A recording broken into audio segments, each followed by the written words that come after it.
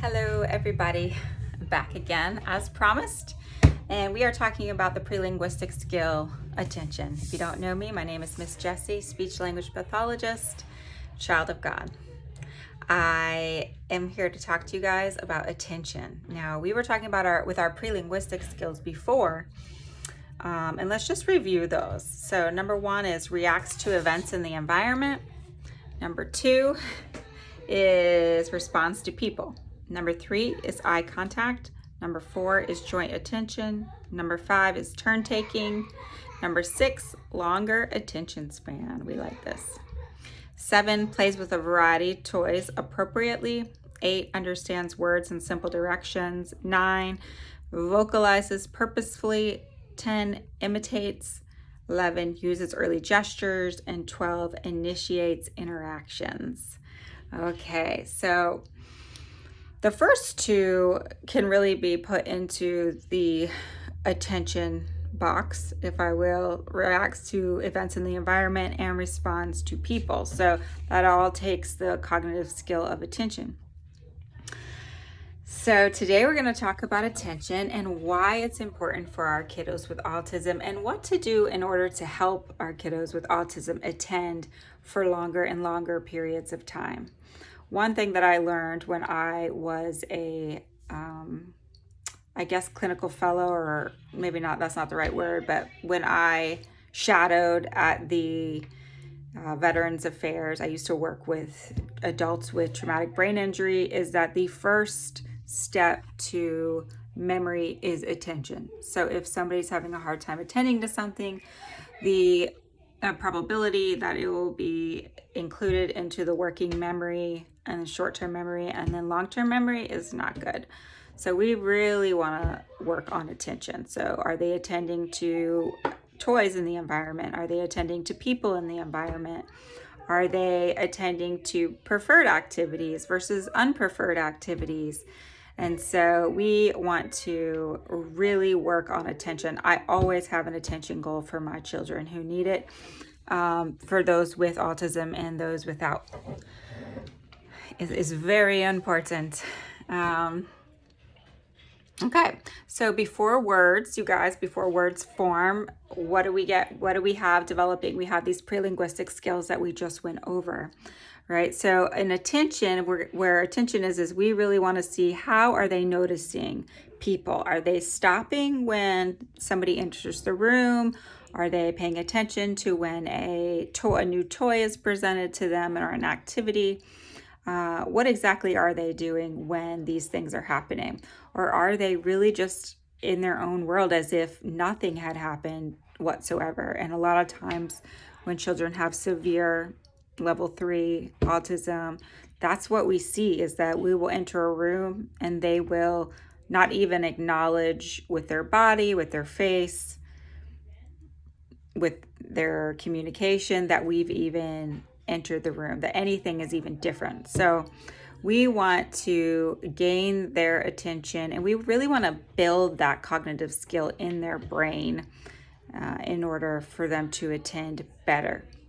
This will make them, 1, ready to learn. 2, will improve their memory because they are attending to something. Attention is the first and foremost thing. If you have a child who's not attending, who's all over the place, it's really hard to teach a child when they are not listening. Well, they could be listening, but are they showing you that they're attending? Are they attending to you? Are they looking at it? Are they showing with their body that they understand what you're saying? These are all really important things for learning, especially for our children with autism. So I guess it's going to be a little bit different for different kinds of kids, because some of our kids with autism, they really have a select interest in what they want to do. So in this, like, kind of home strategies for facilitating growth and attention at home, we want to make this fun for them. So we're not going to pick out a new activity. We're not going to pick out the activity at all, actually. We're going to take their lead and we're going to see what it is that they want to play with. And then we are going to gently insert ourselves in that. And there's some ways that we can help to kind of guide that. So yes, it's adult led, but at the same time, we're still getting the results that we need. Sorry, thought somebody was at my door. Okay, so number one, follow their focus, right? So that's, are we taking their lead? Instead of trying to pull them into what you want, you join into what it is that they want or what they're already doing. Okay, so if they're spinning a toy, you're spinning a toy. If they're splashing water, you're splashing water. We know that our kiddos, a lot of them love water. So water play is so much fun and it's such an easy way to engage with our children. Number two is be available. You guys, we need to get off our phones and be available for our family members, for our children, whether you're at work or at home. So be available, get on their level. All right, you don't need to be center stage, but you do need to be there. You need to be sitting close by. You want to stay within their visual space where they can see you, whether it's directly or from the side of their eye. We want it to be comfortable for them and predictable for them. That's really important. Children with autism, they thrive on predictability. Because they lack cognitive flexibility. So that's something we'll talk about another time, but being predictable, making it comfortable, doing things that they enjoy doing, and just being available for them can go a long way.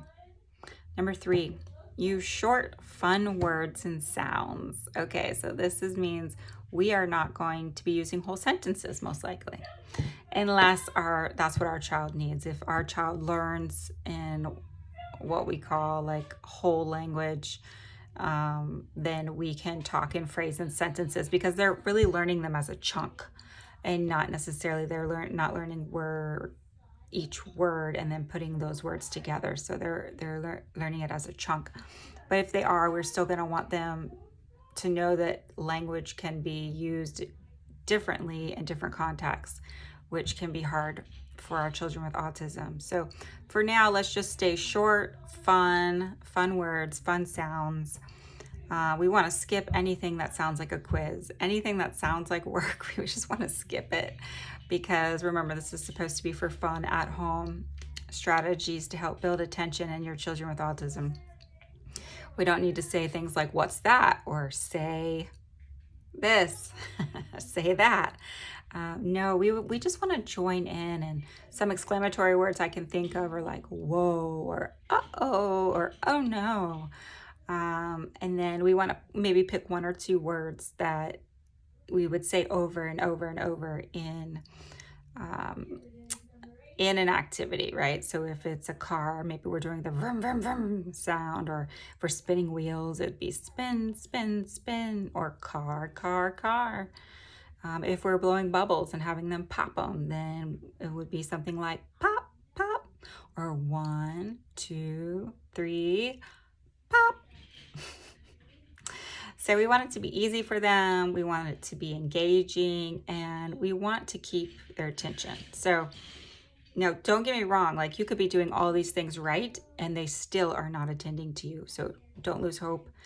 What we will do there is one of the things I like to do is I like to clean, they call it sanitizing the environment. Basically, that means everything is up and out of the way so that it's clean for them, for their little brains to think and to discover, and for them not to be distracted by things that we are not working on or things that would just cause their attention to go from thing to thing to thing to thing. Number 4, we want to pause strategically. So this is really important. We need to give them wait time. A lot of times we want to just jump in there. Even as a therapist, I find myself talking too much or too fast or too quick. I'm not giving enough time. So we want to pause for a few seconds, right? We're looking curious. We're wondering like, oh, what are you going to say? So we want to create opportunities for them to look at us, to start anticipating what we're going to do or what we're going to say, vocalizing, gestures, or even just reaching for us, right? Because that's engagement. Number 5, we want to repeat routines they like. So we talked about social games before, playing these little games that we can repeat over and over and over and over. So we're building engagement, we're building attention, we're building language when we're doing this. So it's very important, you guys, that we repeat over time and time again. I mean, you're going to be sick of hearing yourself say it, but that's okay. You're doing it right. So maybe it's in the morning when they're brushing their teeth, right? We can brush your teeth, just over and over and over. Maybe it's when you're eating, it's yummy, yummy, let's eat, yummy. So throughout, you can think of little things that you might say in a daily routine. Maybe it's night time. Oh, time to go night night, night night.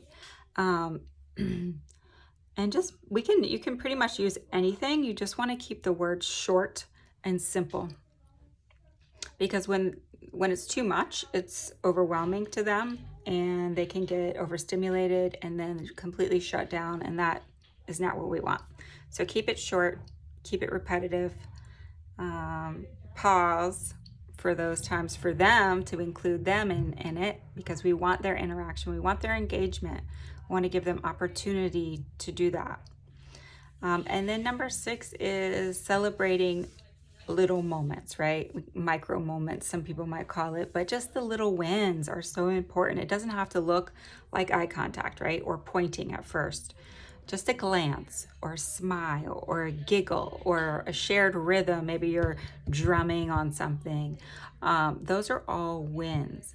So even a lot of times when I'm teaching attention, and say maybe it's a 30-second, our goal is 30 seconds and we're working with a toy, and they sat there for 30 seconds and played with that toy without trying to get up, you better bet I'm going to celebrate that win, okay? Some people may say it's only 30 seconds. Yeah, it's 30 seconds, but it's a win. It's a win. So take the small wins, because it's the small wins that lead into the big win, winning at life. So with that being said, you guys, every child communicates different. They develop differently. However, when you do have a child that's having difficulty developing, and those that are on the spectrum, the autism spectrum, we really want to meet them where they're at and find ways to engage them socially. Social engagement is the key to communication. If you can engage your child, they are much more apt to learn and communicate. So with that being said, I wish you well. And if you have any questions, feel free to message me. God bless you.